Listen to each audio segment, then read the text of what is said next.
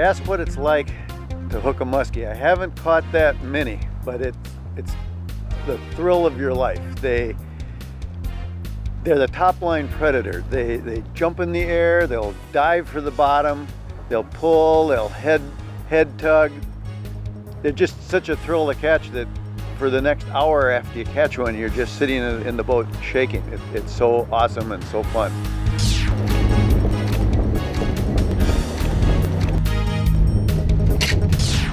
It's fun to fish muskie because you can spend time with your family and it's a lot of fun to get out on the lake.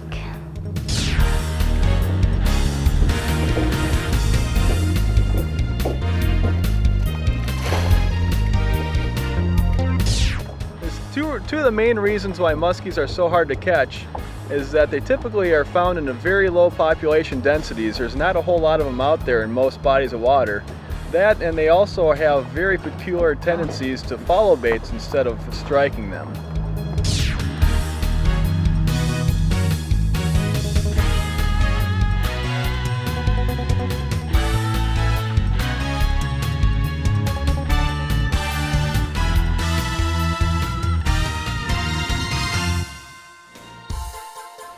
Muskies are big, hard to catch, and fearless fighters. For those reasons, they are amongst Minnesota's most unique and perhaps misunderstood fish. In the next 10 minutes, you'll hear how groundbreaking DNR research helped restore Minnesota's world-class muskie populations. We'll show you where muskie populations have been successfully integrated with walleye, northern pike, and panfish. You'll also hear how this unique trophy opportunity benefits anglers. Finally, you'll see how the DNR and Muskies Inc. are pursuing ways to accommodate the increasing number of anglers who fish muskie in Minnesota. We're hoping that by learning about the muskie's history, habitat, and management, you'll gain a new appreciation for one of Minnesota's true trophy fish. Thanks to successful stocking programs and a strong catch and release ethic among anglers, muskellunge are found in lakes and large reservoirs from southeast Manitoba all the way south to Missouri. We have 81 muskie lakes in Minnesota. Many have self-sustaining muskie populations. In a number of others, excellent muskie fisheries have been established through stocking. As more anglers discover the thrill of catching this unique trophy, some are looking for new lakes that might support muskie populations. Could more Minnesota lakes be stocked with muskie? The answer is yes, if anglers, local residents, and lakeshore property owners agree. The muskie can be a controversial fish, and the DNR takes a thoughtful approach to introducing muskie in lakes where the fish has not yet been established. Our goal is balance. As muskie fishing becomes more popular, the DNR may work with local residents and anglers to improve the geographic distribution of muskie fishing opportunities. So far, Minnesota's overall muskie program has been very successful. In fact, Minnesota is considered one of the top muskie fishing destinations in the lower 48 states. But it wasn't always this way. Minnesota's pioneers experienced a flurry of fabulous fishing, with catches of 300 pounds of muskie in a single day. Not surprisingly, that kind of fishing didn't last, and by the 1920s, muskie fishing was belly up in many parts of the state.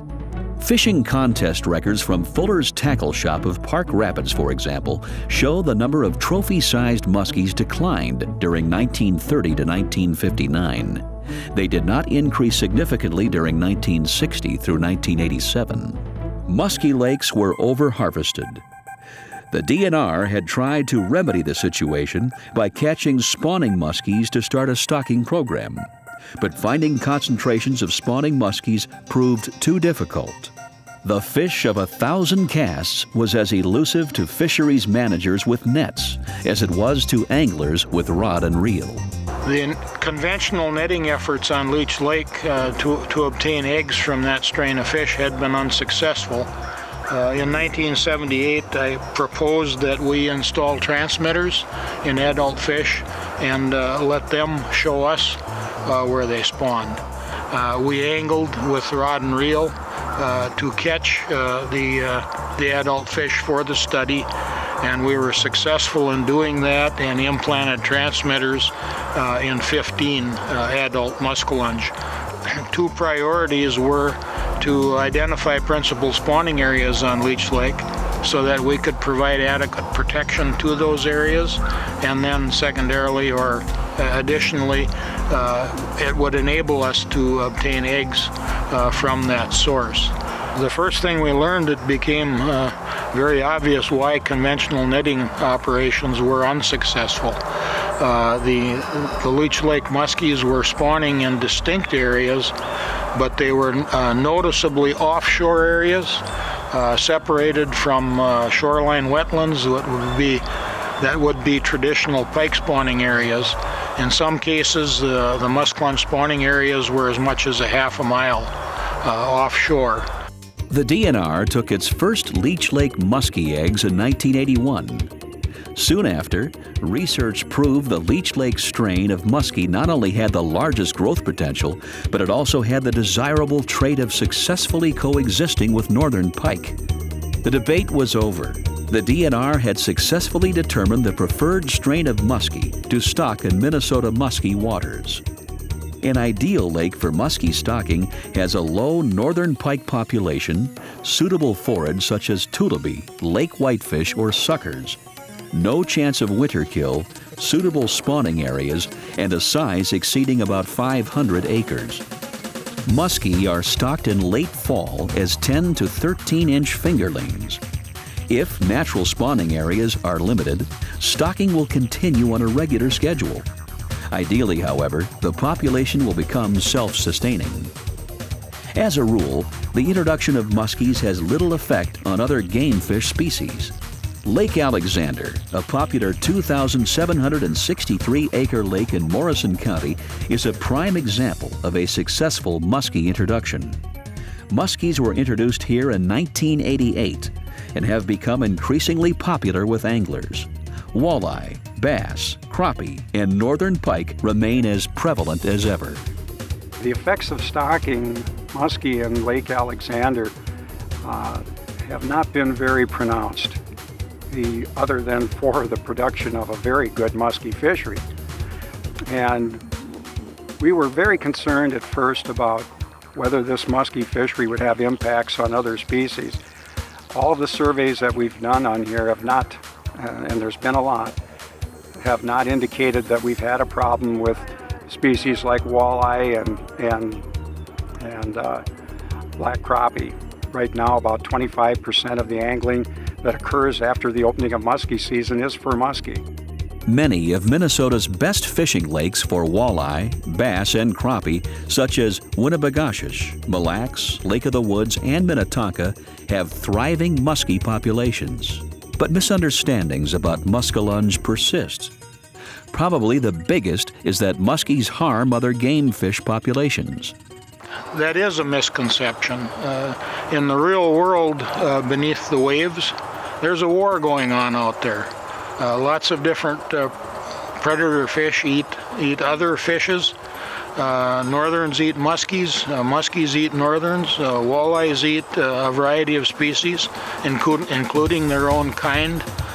But it's basically a misconception. Muskellunge have definite preferences, and while they are capable of eating other game fish species, and occasionally no doubt do, they have very strong preferences for soft-rayed fish that attain large size. In this area of the state, preferred forage is cisco, commonly called tullibee, also whitefish, a white sucker, soft-rayed fishes, high protein, that attain large size. And while it's true that muskies do prey on larger fish, they are no more likely than northern pike to attack non-fish species, ducklings, small pets, or swimmers. In addition to scientific research, the continued success of muskies in Minnesota depends on support from angling groups like Muskies, Inc. Serious muskie anglers are doing far more for their sport than the law requires. They voluntarily release nearly all their fish, even those that are larger than the minimum size limit. That way, other anglers can also enjoy the thrill of a trophy. Because of their dedication to improving their sport, muskie anglers have gained a well-deserved reputation for high ethical standards and a commitment to natural resources. At Muskies Inc., we're looking at ways to get local chapters even more involved, like cleaning public accesses and sponsoring kids' fishing days. And we continue to work closely with the DNR to improve the resource. Muskies Incorporated's support of catch and release and a science-based approach to muskie management have been key factors in growing our state's muskie program. Today we have more muskies than ever in Minnesota. We're looking forward to a continuing productive relationship with Muskies Inc. and other angling groups to provide great fishing for all Minnesotans, including a chance for one of our state's trophies. It took decades to grow Minnesota's muskie program into one of the very best in the nation. Today, this fearless fighting fish, known for its aversion to anglers' lures, is attracting a growing legion of anglers. No matter how well we treat the muskellunge, it's destined to remain uncommon and hard to catch. Its particular habitat requirements and slow growth guarantee that its rarity and mystique will linger. But with proper management, the occasional trophy will continue to thrill dedicated muskie anglers for generations to come.